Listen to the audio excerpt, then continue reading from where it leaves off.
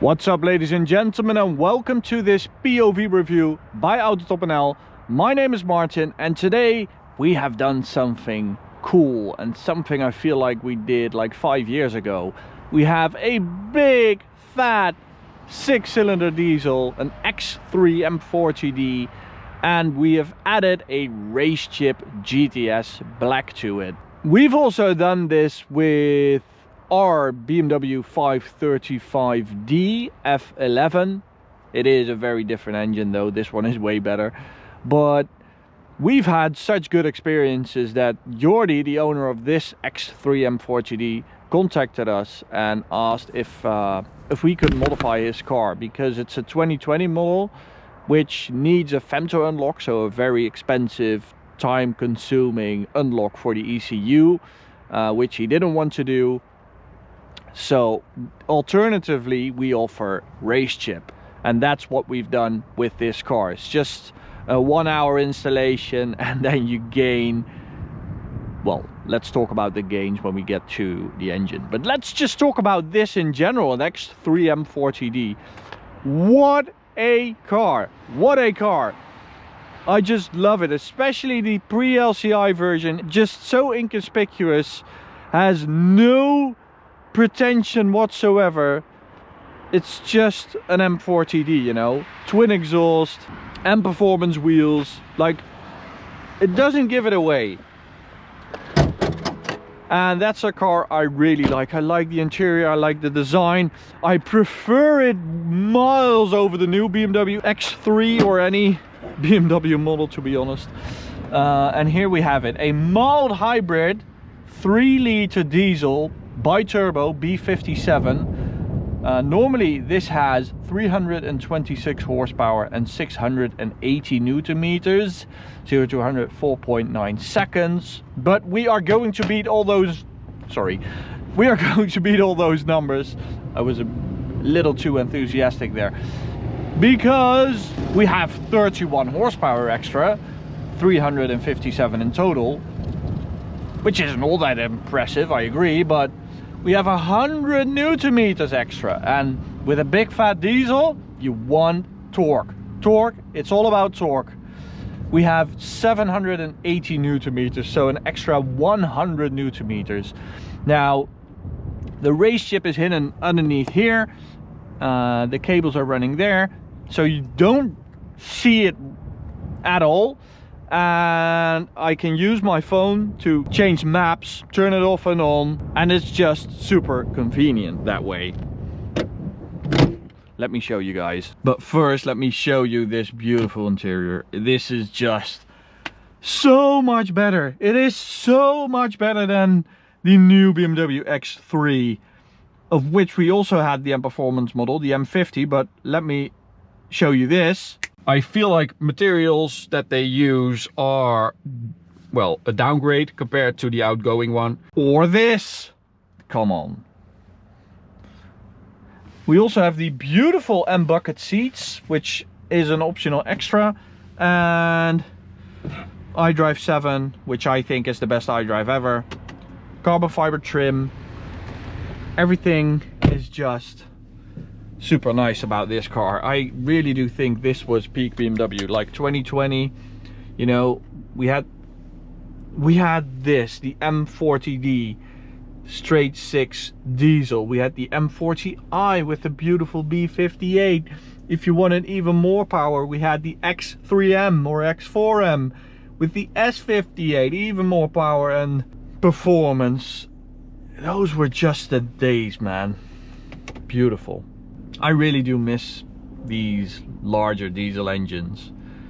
For like everyday driving, it is just incredible. I mean, I have 3/4 of a tank left, and I can still do, even though I floored it for the last hour, 750 kilometers. So on a full tank you can always do 1,000 kilometers, which, that's just ridiculous. So here we have the race chip app.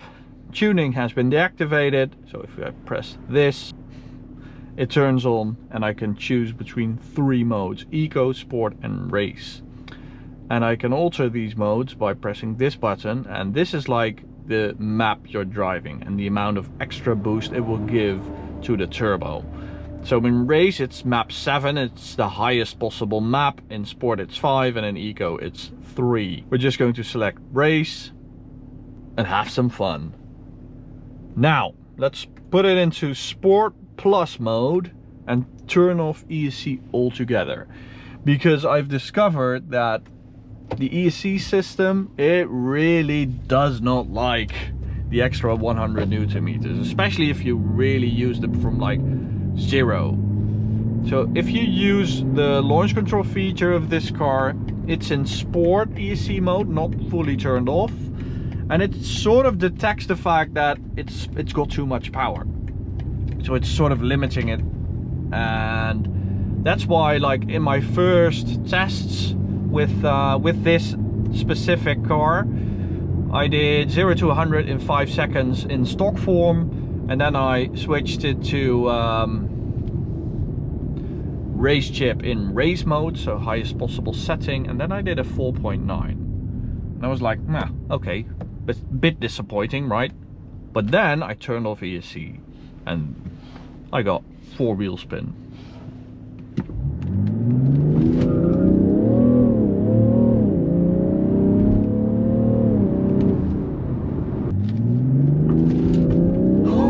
Oh, that's fast. And that is 0 to 100 in 4.6 something. So yeah, it really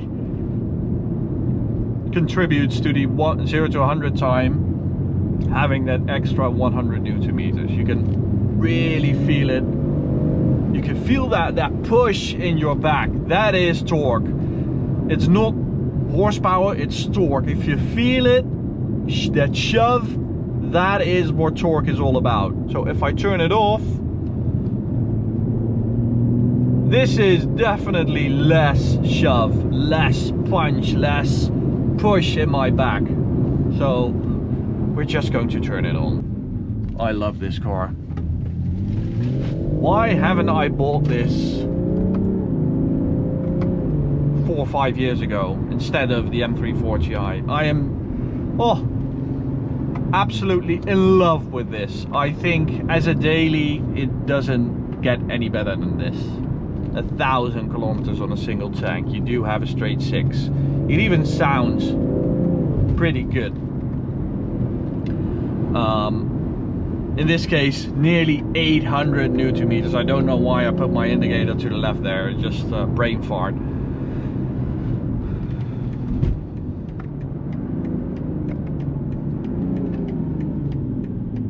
Oh, fuck.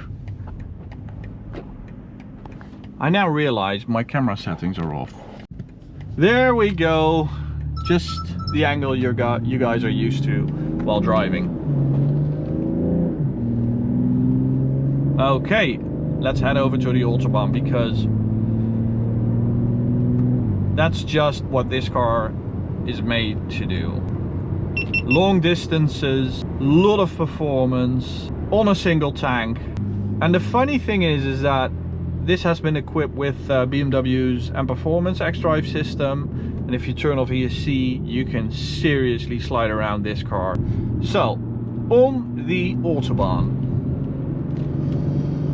as you might know, we always say like a big fat diesel is not something you're going to enjoy at 100%.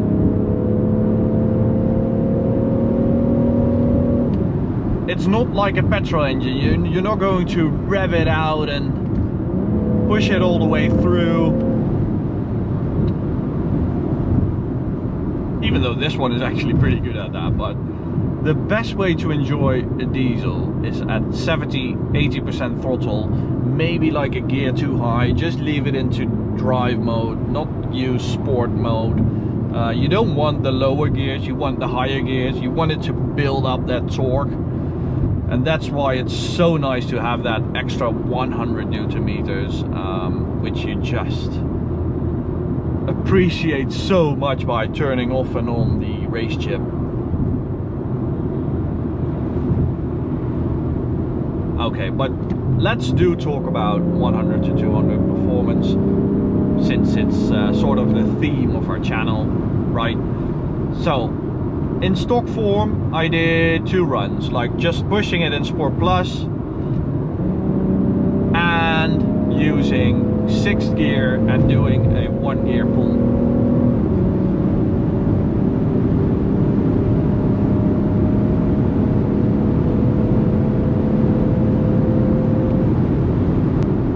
And in both runs the RaceJip Ulm version was a second faster than the stock car, so that's really good.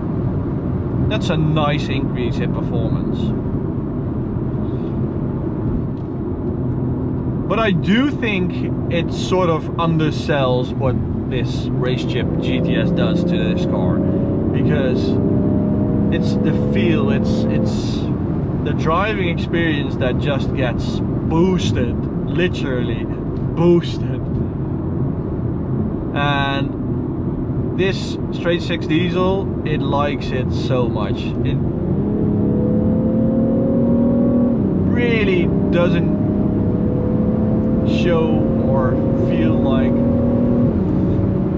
it's struggling with it, it's not really coping with it. It loves it. It runs beautifully. Why have we given up on diesel? It's all about politics, stupid politics. Bring back diesel. I freaking love them. They are so good, they are so nice.